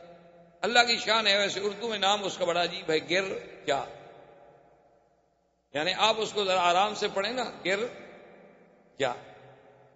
ویسے اللہ کی رحمت سے اب گر بھی رہے ہیں، ہزاروں ایسے ہیں جو بک گئے اور اس میں مسلمانوں کے مسجدیں مدرسے قائم ہو گئے. تو گر جانے کا معنی یہ تو نہیں ہوتا کہ حقیقت عبارت گر جائے، جب بدل گئی تو گویا گر گئی، اس کی بات تو ختم ہو گئی.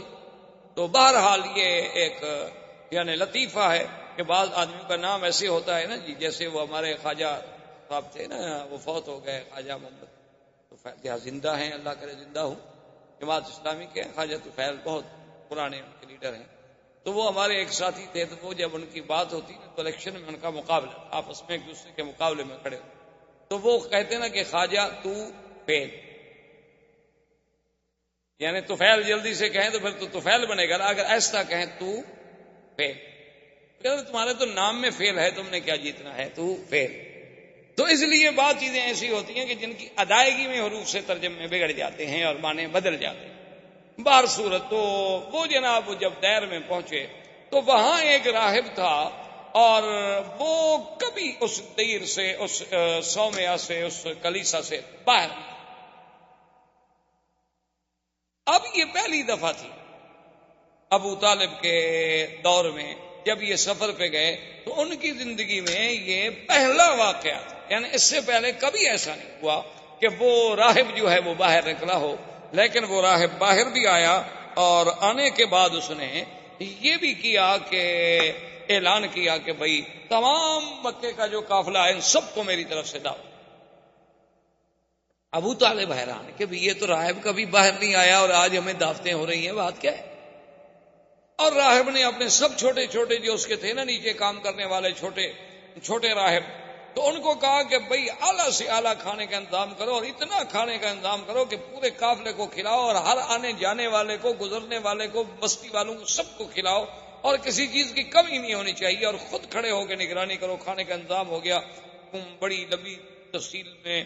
اب جناب جب کھانے کا وقت آ گیا تو راہب ایک ایک کو غور سے دیکھ رہا ہے، اور اس کے بعد اس نے پوچھا ابو طالب سے کہ حل ترک تم احدن، کسی کو چھوڑ کے آئے ہو، کوئی بندہ رہ تو نہیں گیا؟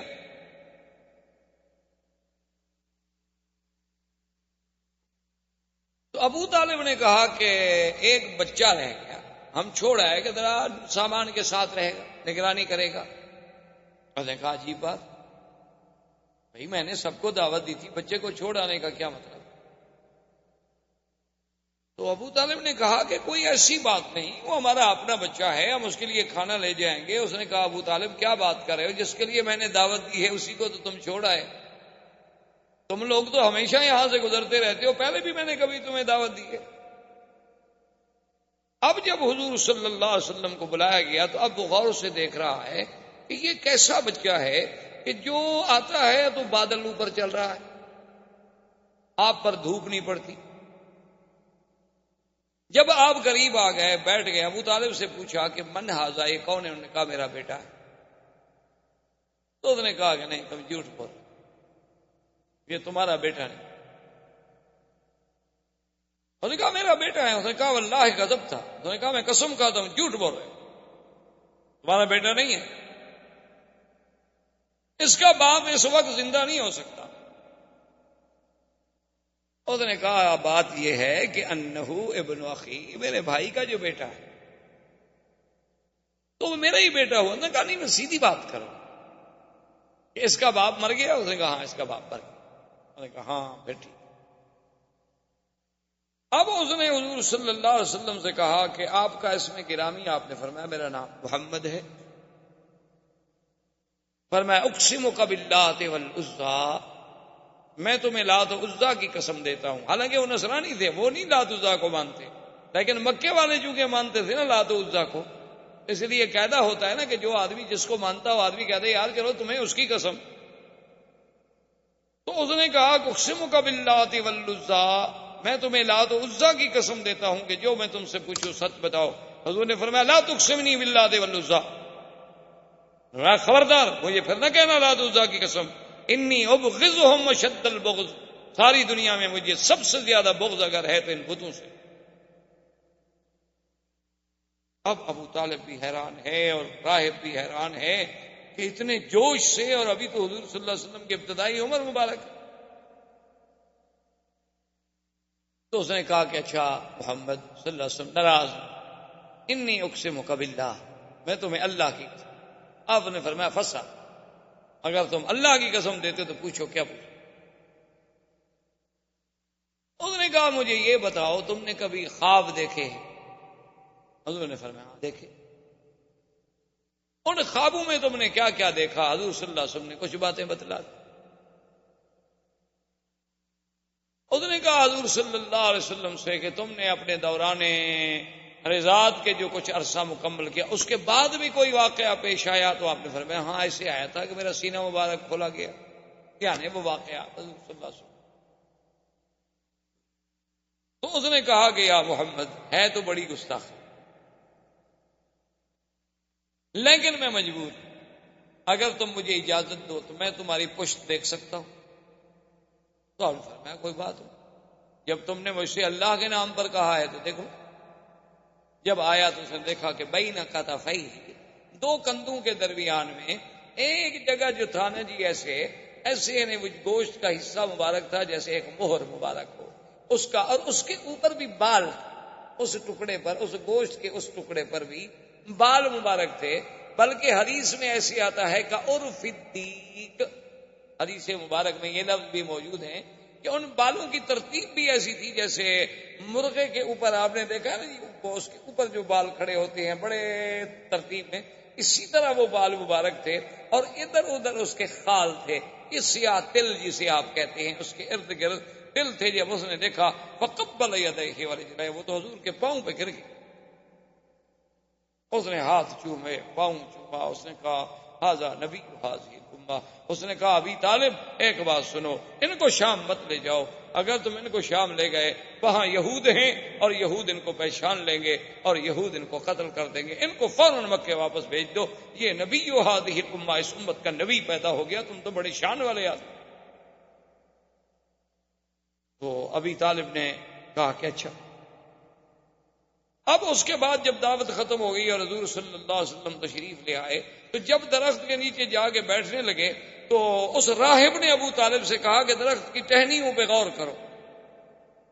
اس نے جب غور کیا تو ابو طالب کہتے ہیں مجھے بھی معلوم ہوا کہ وہ ٹہنیاں مل کے سایہ گہرا کر رہی ہیں حضور صلی اللہ علیہ وسلم پہ، جو علیحدہ علیحدہ کھڑی تھی وہ جلدی جلدی جڑ گئیں، مل گئیں تاکہ حضور صلی اللہ علیہ وسلم پر سایہ مبارک جو ہے وہ ٹھیک ہو جائے۔ اور اس نے کہا کہ ابو طالب یہ وہ درخت ہے ما جلس تحتہ بعد عیسیٰ، حضرت عیسیٰ کے بعد اس کے نیچے کوئی نہیں بیٹھا، اور عیسیٰ علیہ السلام نے کہا تھا کہ لا یجلس تحتہ الا نبی، اس کے نیچے کوئی نہیں بیٹھے گا مگر ایک نبی آئے جو آ کے بیٹھے گا، یہ وہ درخت ہے، خدا کے لیے انہیں جلدی مکے بھیج۔ ابو طالب راضی ہو گئے، انہوں نے حضور صلی اللہ علیہ وسلم کو جلدی سے مکے میں، لیکن اپنا سفر جو ہے وہ برقرار رکھا کہ بھی آخر میں اتنا سفر کر کے آ چکا ہوں، شام کے قریب پہنچ چکا ہوں، اور اتنی اسباب ہم لے کے آئے ہیں تو ان کو بغیر بیچے ہوئے بغیر کچھ کیے ہوئے ہم کیسے چھوڑ کے چلے جائیں۔ تو وہ تو چلا گیا ہے شام ابو طالب، لیکن حضور صلی اللہ علیہ وسلم واپس تشریف لے آئے مکے میں۔ مکے میں آنے کے بعد پھر حضور صلی اللہ علیہ وسلم ابو طالب کی کفالت میں رہے، پھر اس کے علاوہ کئی مبشرات آتے رہے۔ اسی اسنا میں آہستہ آہستہ اب ابو طالب کی بھی موت آ گئی، حضور کی ابو طالب ابھی زندہ تھے اور حضور کی عمر اس وقت تقریباً 25 سال کی ہو گئی کہ بی بی خدیجۃ الکبریٰ رضی اللہ تعالی عنہا، جو مکے کی ایک سب سے بڑی شریف نسب سے اور بہت بڑی خاندان کی عورت تھی، اور بڑی تاجر اور مالدار عورت تھیں، حتیٰ کہ تاریخ یہ کہتی ہے کہ تمام قریش کا اگر سرمایہ اکٹھا کیا جائے تو بی بی خدیجہ کا اکیلا ان سے زیادہ۔ اب چونکہ بی بی خدیجہ ایک خاتون تھی، وہ خود تو سفر نہیں کرتی تھی، وہ لوگوں کو اپنا مال دے کے کبھی تو تنخواہ پہ ملازم رکھ کے بھیج دیتی، کبھی ان سے حصہ مقرر کر لیتی، کبھی ان سے کچھ نسبت طے کر لیتی، مال دیتی۔ انہیں جب پتہ چلا کہ یہاں ایک ذات پاک ہیں جن کا نام محمد ہے اور شہرا ہے محمد ابن عبداللہ کا، آپ کی صداقت کا، آپ کی شرافت کا، آپ کی سیرت کا، آپ کے کردار کا، تو انہوں نے پیغام بھیجا کہ حضور آپ میرے مال سے کیوں تجارت نہیں کرتے؟ حضور صلی اللہ علیہ وسلم راضی ہو گئے۔ تو بی بی خدیجہ نے اپنا ایک غلام تھا میسرہ، ان کا ایک عبد تھا، خریدا ہوا غلام تھا، وہ بھی حضور کے ساتھ بھیجا، اور میسرہ کو بھی مال دیا، حضور پاک کو بھی مال دیا، اور میسرہ کی ذمہ داری لگائی کہ تم نے حفاظت بھی کرنی ہے اور ساتھ بھی رہنا۔ اب حضور صلی اللہ علیہ وسلم مال لے کے شام کی طرف چل پڑے۔ میسرہ کہتا ہے کہ واللہ ہے، خدا کی قسم ہے، میں نے ایسا خلق تو کبھی نہیں دیکھا تھا قریش۔ وہ تو ہم غلاموں کو غلام سمجھتے تھے کہ دور بیٹھو کام کرو، لیکن محمد مصطفیٰ کھانا میرے ساتھ کھا رہے ہیں، پانی میرے ساتھ پی رہے ہیں، اور مجھ سے ایسی باتیں کر رہے ہیں جیسے میں بالکل آپ کا کوئی ایک عزیز ہوں۔ اتنی کرم، اتنی محبت، اتنا۔ اور پھر حضور شام آئے، مال بیچا، پھر مال بیچنے کے بعد میسرہ سے کہا کہ بھی پیسے لے کے جو ہم واپس جائیں، کیوں جائیں، یہاں سے مال خرید لو، وہ مکے میں بیچ دیں گے۔ تو وہ مال خرید کر کے مکے میں لے آئے، اور مکے میں آ کے وہ مال بیچا۔ اب سب پارٹیاں جو تھیں ان نے تو ایک دفعہ نفع کمایا، حضور نے 2 دفعہ نفع کمایا، یعنی جب تجارت دی گئی تو اس میں بھی آپ سب سے آگے نکل گئے، کوئی مکے کا تاجر بھی مقابلہ نہ کر سکا۔ بی بی خدیجہ کو جب پتہ چلا کہ ایک آدمی نے کبھی تجارت نہیں کی اور وہ اتنی جلدی کیسے اس مقام پہ پہنچ گیا کہ سب تجارت کے تجربہ کار جو تھے وہ پیچھے رہ گئے، اس نے میسرہ کو بلایا، اس نے کہا میسرہ یہ کیسے؟ اس نے کہا بی بی کیا پوچھتی ہیں، یہ تو کوئی شان والا آدمی ہے، راستے میں ہم گئے تو راہب نے یہ کہا، میں نے تو ان کو کبھی نہیں دیکھا کہ دھوپ میں جائیں اور اوپر بادل سایہ نہ کرے، میں نے تو کبھی نہیں دیکھا کہ اگر 20 آدمی بیٹھے ہیں، حضور ایسی جگہ بیٹھے ہیں جہاں درخت کا سایہ نہیں، سایہ اسی طرف چلا جاتا ہے جس طرف یہ بیٹھے ہوں، میں نے تو یہ دیکھا اور میں نے یہ دیکھا اور میں نے یہ دیکھا۔ بی بی خدیجہ تو حیران ہو۔ اب بی بی خدیجہ کے دل میں ایک تڑپ پیدا ہوئی کہ کہیں ایسا کیوں نہ ہو جائے کہ میں شادی کر لوں۔ حالانکہ اب ورنہ بی بی خدیجہ کو شادی کرنے کا کوئی ایسا خواہش نہیں تھی، بڑے بڑے سرداروں نے کہا تھا، بی بی نہیں مانی، لیکن اب ان کے دل میں ایک تمنا پیدا ہو۔ اسی لیے علماء نے لکھا ہے کہ مرد تو بڑے دانا اللہ پیدا کرتے ہیں، بہت دانا پیدا ہوتے ہیں اور ہوتے رہیں گے انشاءاللہ، لیکن عورتوں میں بہت قلیل دانا پیدا ہوئے۔ انہوں نے کہا ایک ان میں خدیجہ تھی، اور جس نے حضور صلی اللہ علیہ وسلم کو پہچان لی، اور ایک ان میں بی بی تھی حضرت شعیب کی بیٹی کہ جس نے موسیٰ علیہ السلام کو دیکھ کے پہچان لی۔ انہوں نے کہا اللہ نے ان لڑکیوں کو ایسی ذکاوت دی تھی، ایسا فہم دیا تھا، ایسا مقام دیا تھا کہ اس نے بھی موسیٰ علیہ السلام کو دیکھا تو وہ تاڑ گئی کہ یہ نبی ہے، یہ کوئی عام بندہ نہیں، اور بی بی خدیجہ بھی پہچان گئی۔ تو ایسے تاریخ میں لوگ جو ہیں بہت کم پیدا ہوئے، جیسے بی بی آسیہ تھی، جیسے بی بی مریم تھی، جیسے اخت موسیٰ علیہ السلام تھی۔ تو یہ اس قسم کی ذہین عورتیں بھی تاریخ میں بہت کم پیدا ہوئی، ان میں ایک سیدہ خدیجہ رضی اللہ تعالی عنہ۔ تو بی بی خدیجہ رضی اللہ تعالی عنہ نے ایک عورت تھی، اس کا نام تھا نفیسہ، اس کو بھیجا کہ بھائی تم جا کر ایسے حالات پیدا کرو کہ اللہ کے نبی محمد مصطفیٰ میرے ساتھ شادی کر لیں۔ جیسے لوگ ہوتے ہیں نا جی، یہ عورتیں جاتی ہیں شادی کرانے کے لیے، پیغام لے کے جاتی ہیں، وہ نفیسہ اس قسم کی عورتوں میں سے تھی۔ تو وہ آئی حضور صلی اللہ علیہ وسلم کی خدمت میں، اور آ کر اس نے عرض کیا کہ یا محمد هل ترغب فی الزواج، کیا تم شادی کرنا نہیں چاہتے؟ جوان آدمی ہو، ماشاءاللہ، اتنا اللہ نے تمہیں صحت دی ہے، قوت دی ہے، شادی کیوں نہیں کرتے آپ؟ آپ نے فرمایا کہ نفیسہ شادی تو میں کرنا چاہتا ہوں، لیکن سوال یہ ہے کہ کس چیز سے شادی کروں؟ میرے پاس تو کوئی پیسہ نہیں، دولت نہیں، اور بغیر دولت کے پیسے کی شادی کیسے ہو؟ شادی کے لیے تو آخر پیسہ چاہیے، خرچ چاہیے، گھر چاہیے، میرے پاس تو کچھ نہیں۔ میں تو خود ابو طالب کی کفالت میں ہوں، چاچے کی کفالت میں ہوں، اور اگر میں کچھ کماتا ہوں تو اپنے چاچے کی مدد کر دیتا ہوں۔ اس نے کہا کہ حل ترغب فی المال والجمال والنسب، انہوں نے کہا کہ محمد مصطفیٰ صلی اللہ علیہ وسلم، کیا آپ چاہتے ہیں کہ میں ایک ایسی عورت جس میں جمال بھی ہو، مال بھی ہو اور نسب بھی، تینوں چیزیں جمع ہوں؟ کے بعد عورتیں جو ہیں جمال تو بڑا ہوتا ہے، خوبصورتی بڑی ہے، لیکن خاندان اچھا نہیں۔ بعض ایسی لڑکیاں ہوتی ہیں کہ خاندان بہت اچھا ہے لیکن بیچاری خوبصورت نہیں۔ بعض ایسی ہوتی ہیں کہ مال ہی کوئی نہیں، خوبصورت بھی ہے، خاندان بھی اچھا ہے، لیکن کوئی مال نہیں، کوئی آدمی شادی کرنا نہیں چاہتا۔ نے کہا کہ جب تینوں صفتیں جمع ہو جائیں تو حل ترغب، تو آپ نے فرمایا کہ ہاں پھر کس کی رغبت نہیں ہوگی؟ میری بھی رغبت ہے اگر کوئی ایسی عورت ہو۔ کون؟ من آدھی، کون ایسی عورت ہے جس میں یہ تینوں صفتیں ہیں؟ اس نے کہا محمد رسول اللہ، میں آپ سے چھپانا نہیں چاہتی، ہی خدیجہ، وہ خدیجہ۔ نے کہا کیا کہتی ہے نفیسہ؟ اینا خدیجہ، خدیجہ کہاں ہم سے شادی کرے؟ اس کو تو بڑے بڑے صنادید نے، بڑے بڑے رؤسائے قریش نے شادی کے پیغام بھیجے ہیں، اس نے سب کا رد کر دیا ہے۔ تو اب وہ ایک یتیم سے، میرا باپ فوت ہو گئے، میری ماں فوت ہو گئی، میرا دادا فوت ہو گیا، میں خود ابھی طالب کی کفالت میں ہوں، تو خدیجہ میرے ساتھ شادی کیسے کرے گی؟ تو اس نے کہا کہ حضور اگر آپ اس بات کو اپنی ذات تک محدود رکھیں تو مجھے تو خود خدیجہ نے بھیجا ہے۔ تو آپ نے فرمایا کہ اچھا پھر میں راضی ہوں۔ تو جب نفیسہ نے آگے خدیجہ کو پیغام دیا نا حضور کی رضا کا، تو بی بی خدیجہ کہتی ہیں میرے لیے اس سے بڑا خوشی کا دن کوئی نہیں تھا، کیونکہ پہلے میں حالات تو سن چکی اور میں ساری علامات سے کسی نتیجے پر تو پہنچ چکی تھی کہ یہ کوئی نرالی شان والا بچہ ہے، جوان ہے۔ تو بی بی خدیجہ راضی ہوئی۔ حضور صلی اللہ علیہ وسلم ابو طالب اپنے چچا اور سیدنا حمزہ رضی اللہ تعالی عنہ کو لے کر تشریف لے آئے بی بی خدیجہ کے پاس۔ تو بی بی خدیجہ نے ورقہ ابن نوفل، عمر ابن اسد ابن عزہ جو اس کے قریبی رشتے دار تھے ان کو بلایا، تو حضور صلی اللہ علیہ وسلم کا نکاح ہوا اور خطبہ پڑھا ابی طالب۔ خطبہ نکاح جو ہے وہ ابو طالب نے پڑھا، اور اس کے بعد جو دوسرا خطبہ ہے پھر وہ ورقہ ابن نوفل نے پڑھا تعریف کے لیے، یعنی خطبہ نکاح تو پڑھ لیا ابو طالب نے، گواہ موجود تھے، لیکن ورقہ ابن نوفل نے پھر تعریف محمد رسول اللہ صلی اللہ علیہ وعلا آلہ واصحابہ وسلم تسلیما کثیرا کثیرا کی شان میں خطبہ پڑھا کہ یہ بچہ جو ہے، یہ نوجوان جو ہے، اس کی کوئی نرالی شان ہے، اس میں ہم نے یہ وصف دیکھی، یہ وصف دیکھی۔ اور اس نے کہا خدیجہ میری رائے میں، میری تحقیق میں اس وقت دنیا کی سب سے زیادہ خوش قسمت اگر کوئی خاتون ہے تو تم ہو، کہ آج تمہاری قسمت میں محمد رسول اللہ ہے صلی اللہ علیہ وسلم۔